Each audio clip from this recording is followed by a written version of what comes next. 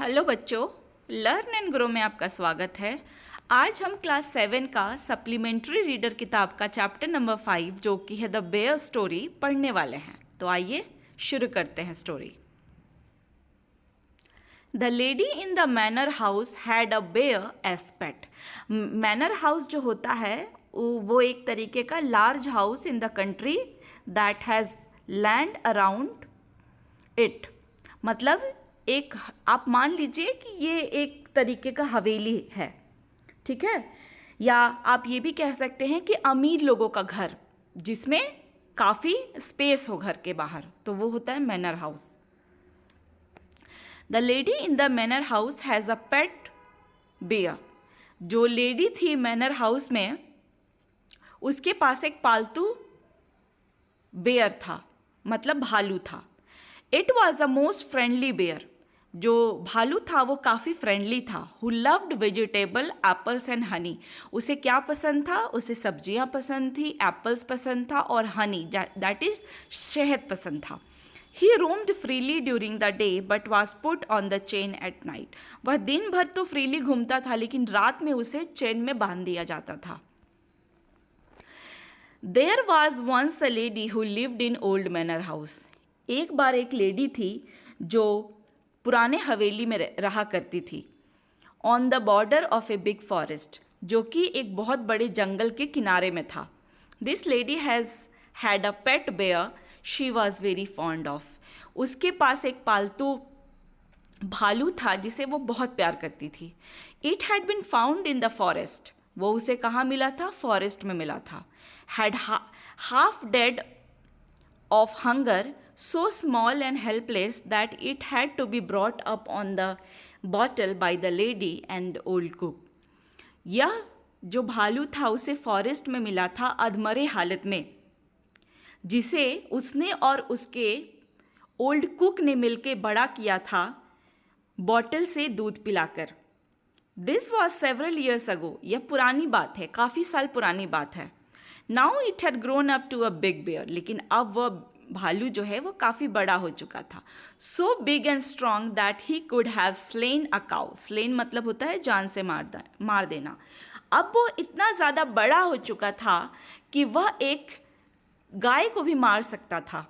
And carried it away between his two paws if he wanted to.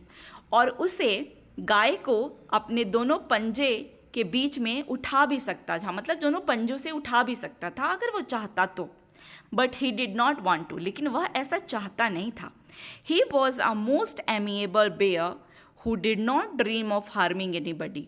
वह इतना friendly, इतना अच्छे स्वभाव का भालू था कि वह कभी भी किसी को हार्म पहुंचाने की सपने में भी नहीं सोच सकता था। मैन और बीस्ट, चाहे वो इंसान हो या जानवर हो। He used to sit outside his kennel. वह अपने, उसका जो घर था वह कैनल था, उसको कैनल बोलते हैं उसके घर को। एक्चुअली में तो कैनल जो होता है वो कुत्ते का घर होता है, लेकिन यहाँ उसके घर को भी कैनल बोला हुआ है। तो वह कैनल के बाहर, कैनल एक्चुअली कुत्ते का ही घर होता है। He used to sit outside his kennel. तो वह अपने घर, जो उसका घर था कैनल, उसके बाहर बैठा रहता था। And look with his small intelligent eyes most amicably at the cattle grazing in the field near by. वह क्या करता था? अपने कैनल के बाहर बैठा रहता था और अपनी इंटेलिजेंट आँखों से, अपनी बुद्धिमान आँखों से वो क्या देखता रहता था? फ्रेंडली मैनर में बहुत सारे कैटल जो कि वहाँ पे घास चर रहे होते थे। कैटल किसको बोलते हैं? गाय, भैंस, बकरी। इन सबको घास चरते हुए देखता रहता था जो पास में फील्ड था उसमें। The 3 Shaggy mountain ponies. वहाँ पे 3 शैगी मतलब झबरा, जिसके बाल बड़े बड़े होते हैं। तो वहाँ पोनीज मतलब होता है स्मॉल हॉर्स। तो बगल में स्टेबल था और उसमें 3 शैगी माउंटेन पोनीज रहते थे। The 3 Shaggy mountain ponies in the stable knew him well. जो 3 शैगी पोनीज थे वह उसे बहुत अच्छी तरीके से जानते थे। and did not mind in the least, और बिल्कुल भी बुरा नहीं मानते थे, when he shuffled into the stable with his mistress. जब वह अपने मालकिन के साथ जब स्टेबल में जाता था, शफल करता था मतलब घसीट घसीट के चलता था, जब वह स्टेबल में जाता था अपनी मालकिन के साथ, तो जो पोनीज थे वो बिल्कुल भी बुरा नहीं मानते थे. The children used to ride on his back. जो बच्चे थे उसके पीठ पे राइड करते थे. And had more than once been found asleep in his kennel. और कई बार तो ऐसा होता था कि वह उसके केनल में ही सो जाते थे, उसके पंजों के बीच में. द 3 डॉग्स, वहाँ पे 3 कुत्ते भी थे. loved to play all sorts of game with him. वहाँ पे 3 कुत्ते थे जो इसके साथ कई तरीके की गेम खेलना पसंद करते थे. कभी उसके कान खींचते तो कभी उसकी पूंछ को, छोटी पूंछ को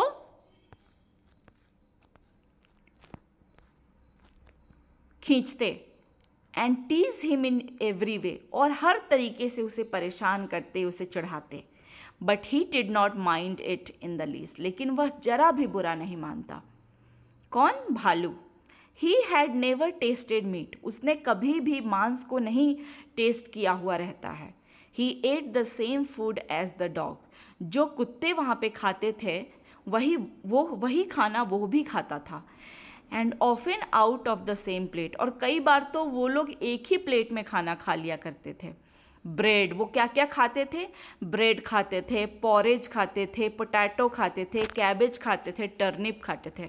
पॉरेज क्या होता है? कोई भी ग्रेन्स को जब दूध में पका दिया जाता है तो उसको पॉरेज कहते हैं. तो पॉरेज खाता था, पोटैटो खाता था, कैबेज खाता था. He had a fine appetite. उसे अच्छी खासी भूख लगती थी, मतलब उसके खाने की क्वांटिटी ठीक ठाक थी. And his friend the cook saw it to it that he got his fill. और उसकी जो दोस्त थी, कौन थी उसकी दोस्त? The cook. जो रसोइया थी वह उसकी दोस्त थी और वह पूरा ध्यान रखती थी कि खाने से उसका पेट अच्छी तरीके से भर जाए, वो आधा पेट ना खाए रहे. Bears are vegetarian if they have a chance.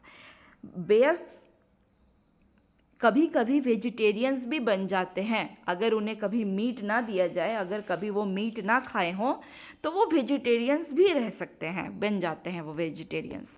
Fruit is what they like best. और सबसे ज़्यादा उन्हें क्या पसंद होता है? Fruits. In the autumn he used to sit and look with wistful eyes.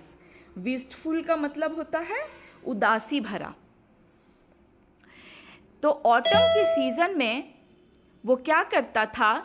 बैठ जाता था और अपनी उदासी भरी आंखों से जो पके हुए एप्पल्स होते थे फ्रूट गार्डन में, ऑर्चर्ड फ्रूट गार्डन को बोलते हैं, वह उसे उदासी भरी नज़रों से देखता रहता था. And in his young days, जब वह छोटा था, he had been something unable to resist the temptation.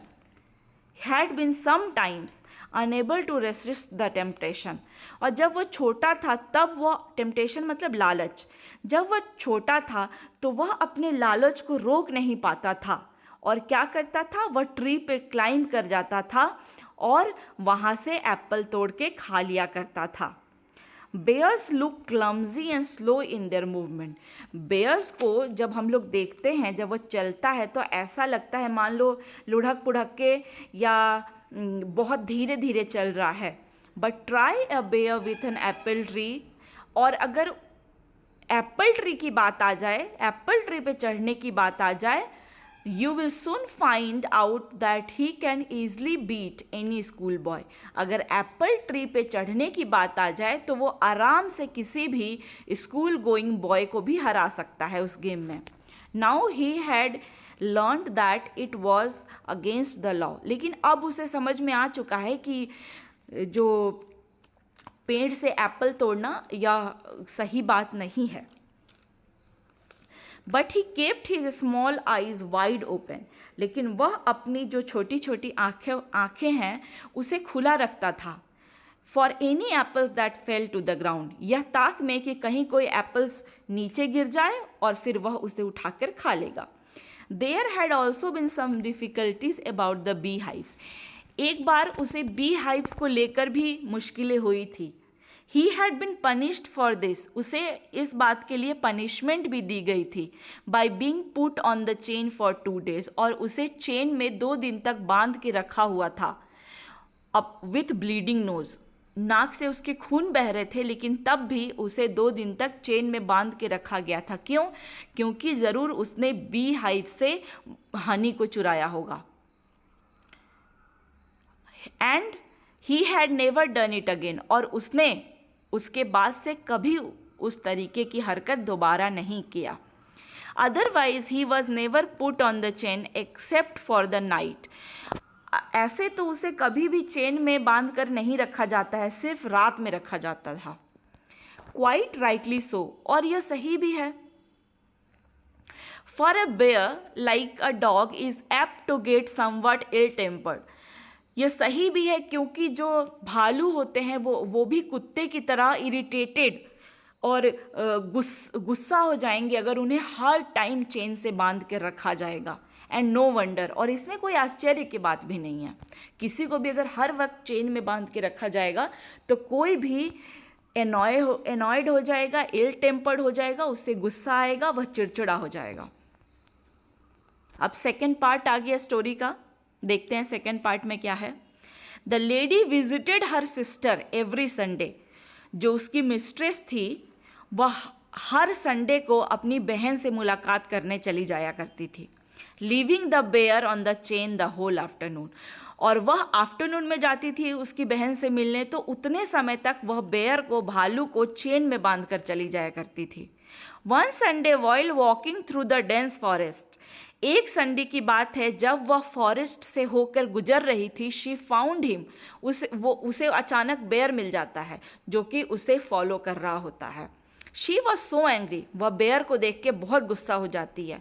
With the डिसओबेडिएंट bear, क्यों गुस्सा हो जाती है? क्योंकि उसने बेयर को कहा था वहाँ रुकने के लिए, हवेली में रुकने के लिए कहा था, लेकिन वह उसकी बात नहीं मान के उसे फॉलो करने लगता है। इस बात से वो बहुत ज़्यादा गुस्सा हो जाती है। That she hit him on the nose, इसके वजह से वो गुस्सा होकर क्या करती है, उसके नाक में मारती है। किससे? अम्ब्रेला से। But the bear was really friendly, लेकिन फिर भी बेयर फ्रेंडली था, उसे कोई हार्म नहीं पहुंचाता है। He was also put on the chain on Sunday when his mistress went to spend the afternoon with her married sister. जो भालू रहता है उसको संडे को भी चेन से बांध दिया जाता है। जब उसकी जो मिस्ट्रेस थी, उसकी जो मालकिन थी, जब आफ्टरनून में अपनी शादीशुदा बहन से मिलने जब जाया करती थी तो उस समय भी उसे चेन से वो बांध करके ही जाती थी। Who lived in a solitary house on the other side of the mountain lake, उसकी जो बहन थी वह अकेले घर में रहती थी, जो कि घर कहाँ था? माउंटेन लेक के दूसरे साइड में था। A good hour's walk through the dense forest, और जाने में काफ़ी अच्छा चलना पड़ता था। फॉरेस्ट होकर काफ़ी अच्छे डिस्टेंस पे था। उसकी जो बहन का घर था वो काफ़ी अच्छे डिस्टेंस में था, काफ़ी दूर वॉक करके जाना पड़ता था। It was not supposed to be good for him to wander about in the forest with all its temptations, यह सही भी था कि मिस्ट्रेस जो थी वह भालू को लेके नहीं जाती थी, क्योंकि जो रास्ता था वह फॉरेस्ट से होके गुजरता था और फॉरेस्ट में बहुत सारे खाने पीने की चीज़ भालू को दिखेंगी तो वह अपने लालच को रोक नहीं पाएगा। It was better to be on the safe side, इसलिए अच्छा यही है कि हम रिस्क ना लिया जाए। He was also a bad sailor, he मतलब भालू के लिए कहा जा रहा है कि वो एक खराब नावी भी था। सेलर मतलब जो नाव चलाता है। Had once taken such a fright, एक बार वो बहुत ज़्यादा भयभीत हो गया था। At a sudden gust of wind, एक बार तेज हवा चली थी, उससे वह भयभीत भी हो गया था। क्या हुआ था? That he had upset the boat and he and his mistress had to swim to the shore. एक बार क्या हुआ था, वह और अपनी मिस्ट्रेस जो है कहीं जा रहे होंगे, शायद वह उसके सिस्टर के घर ही जा रहे होंगे। तो एक बार क्या हुआ था कि वो लोग बोट से जा रहे थे और इतना ज़ोर से विंड का झोंका आया, इतना ज़ोर से हवा चली कि बोट ही उलट गई और दोनों गिर गए पानी में। और फिर मिस्ट्रेस को और भालू को दोनों को तैर करके फिर किनारा आना पड़ा। Now he new quite well what it meant when his mistress put him on the chain on Sunday. जब भी उस संडे को उसकी जो मालकिन थी उसे चेन बांधती थी, वो समझ जाता था कि उसकी मिस्ट्रेस जो है अपनी बहन से मिलने जा रही है।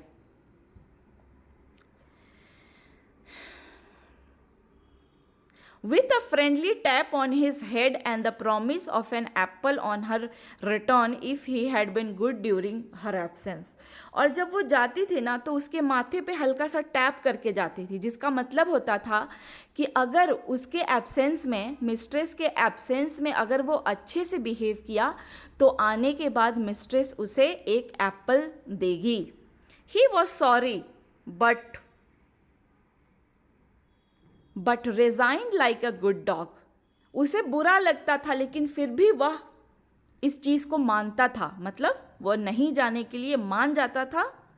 जैसे एक अच्छे कुत्ते होते हैं जो कि अपने मालिक की बात मानते हैं, उसी तरह वह भी बात मान लेता था।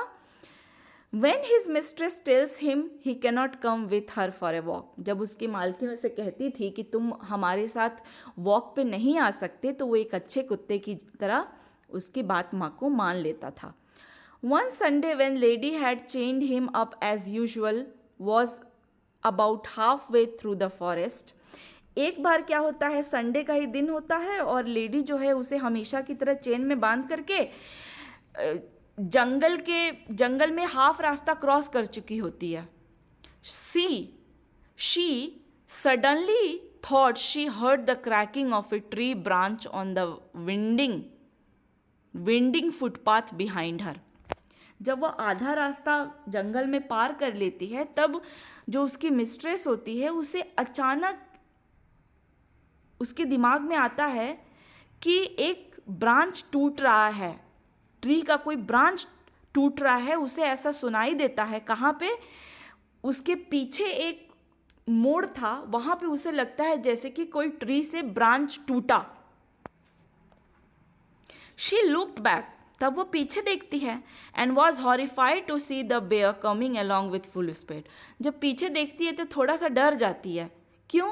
क्योंकि जो भालू रहता है वो दौड़ के उसके पास आता है फुल स्पीड में। Bear looked at as if they move along quite slowly। बेयर को देख के ऐसा लगता है कि वह बहुत धीरे धीरे चलते हैं, मूव करते हैं। but they shuffle along much faster than a trotting horse। लेकिन ट्रॉटिंग का मतलब क्या होता है? ठुमक ठुमक के, मतलब कि दौड़ने और चलने के बीच का जो स्पीड में जब घोड़े चलते हैं ना तो उसे ट्रॉटिंग कहते हैं। तो अगर कोई ट्रॉटिंग हॉर्स है ना तो वो उससे भी तेज़ चलते हैं, जो बेयर्स होते हैं वो। In a minute he had joined her, और एक ही मिनट में वह उसके पास आ जाता है हाँफते हाँफते, और आने के बाद स्निफिंग करने लगता है, उसको सूंघने लगता है। To take up his usual place dog fashion at her heels. मतलब जैसे कि कुत्ते अपने मालिक के साथ साथ चलना पसंद करते हैं, उसी तरह वह क्या होता है, दौड़ते दौड़ते वह उसके पास आ जाता है। The lady was very angry. Lady जो है वो बहुत ज़्यादा गुस्से में रहती है। She was already late for lunch. वो ऑलरेडी दोपहर के खाने के लिए वो लेट हो रही होती है। There was no time to take him back home. So इसके पास इतना समय नहीं होता है लेडी के पास कि वह उसे वापस घर छोड़ करके आए। She did not want him to come with her, और वह ये भी नहीं चाहती थी कि जो बेयर है वो उसके साथ आए। And besides it was very naughty of him to have disobeyed her. और सबसे ज़्यादा तो वो उसे गुस्सा इस बात पे आता है कि वह उस बेयर जो है उसका बात नहीं मानता है और वह उसके पीछे पीछे आ जाता है। She told him in her severest voice. Severest मतलब सीरियस वॉइस में बोलती है, एक बार में ही उसकी सीरियस वॉइस में तेज से बोलती है। Menacing him with her severest word to go back home at once. वो गुस्से में उसे बोलती है कि एक बार में ही तुम यहाँ से चले जाओ, तुरंत यहाँ से चले जाओ, घर चले जाओ। Menacing him with her parcel, menace मतलब थ्रेट, उसे धमकाती है अपने अम्ब्रेला से कि तुम एक बार में ही सीधे घर जाओ। पैरासोल मतलब होता है umbrella. He stopped a moment, जो बेयर होता है वो 1 मिनट के लिए रुक जाता है। एंड लुक्ड एट हर, उसकी तरफ देखता है कनिंग आई से, धूर्तबाज आंखों से उसकी तरफ देखता है। But did not want to go back, लेकिन वह वापस जाना नहीं चाहता है। And kept on sniffing at her, और उसे सूंघता रहता है। When the lady saw that he had even lost his new collar, जब लेडी नोटिस करती है कि उसने तो अपने गले का पट्टा भी है, उसने उसको भी लॉस्ट कर दिया है, she got still more angry, तो वो और ज़्यादा गुस्सा हो जाती है। And hit him on the nose, और उसके नाक पे अम्ब्रेला से मारती है इतनी जोर से कि अम्ब्रेला ही टूट जाता है। He stopped again, shook his head, वह रुकता है, अपना सर हिलाता है और कई बार अपने मुंह को खोलता है, मानो ऐसे जैसे कि वो कुछ बोलना चाहता है। Then he returned round and began to shuffle, फिर वो पीछे घूमता है और अपना चलने लगता है, मतलब वो वापस जाने लगता है। जो बेयर होता है, भालू होता है।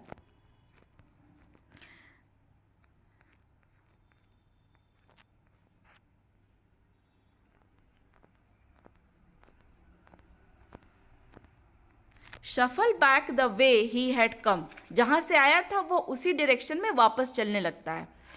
Come, stopping now and then to look at the lady till at last she lost sight of him, तो चलता है फिर पीछे मुड़ता है, लेडी को देखता है, फिर चलता है फिर पीछे मुड़ता है, लेडी को देखता है, और तब तक ऐसा करते रहता है जब तक उसकी आंखों से लेडी ओझल नहीं हो जाती है।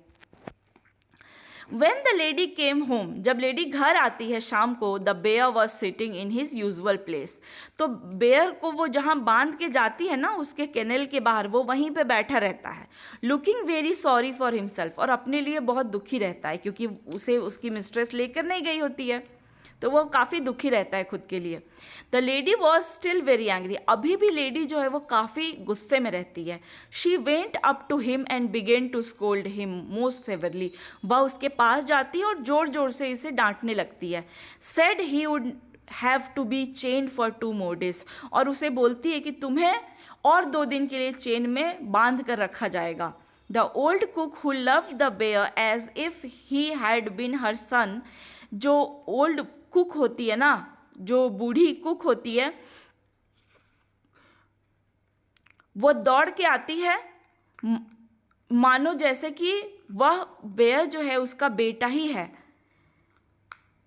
और वह बहुत गुस्से में रहती है। जो कुक रहती है वो दौड़ के आती है और काफ़ी गुस्से में रहती है क्योंकि उसे डांट रही होती है mistress. What are you scolding him for, Mrs? वो अपनी कुक बोलती है अपनी मैडम से कि मैडम आप इसे क्यों डांट रही हैं? He has been as good as gold the whole day, यह पूरे दिन तो एक सोने की समान था, बिहेव किया था, मतलब ये पूरे दिन तो सोने के समान बिहेव किया है। ब्लेस हिम, आपको आशीर्वाद देना चाहिए। ही has bin sitting here quite, यह तो यहाँ पे चुपचाप बैठा हुआ था। Still on his haunches, haunches मतलब अपने हिप्स और थाइस के बल पे, हिप्स और थाइस को एक साथ हॉन्चेस बोलते हैं, तो यह अपने हॉन्चेस पे शांत बैठा हुआ था। As meek as an angel, मतलब मानो जैसे कि कोई एंजल हो, शांत एंजल की तरह बैठा हुआ था। लुकिंग द होल टाइम, पूरे time towards the gate for you to come back, और पूरे समय तो यह गेट की तरफ ही देख रहा था, मतलब वो आपके आने का इंतज़ार कर रहा था। इसका मतलब क्या हुआ कि जो बेयर उसे जंगल में मिला था वो एक्चुअली उसका बेयर था ही नहीं, वो कोई जंगली बेयर था जो कि हो सकता है उस पर अटैक करने के लिए, उसे खाने के लिए आया था, लेकिन वह भी एक फ्रेंडली ही बेयर था, इसीलिए उसने लेडी को कोई हार्म नहीं पहुंचाया। तो मेरे ख्याल से आप सबको यह स्टोरी समझ में आ गई होगी। Thank you.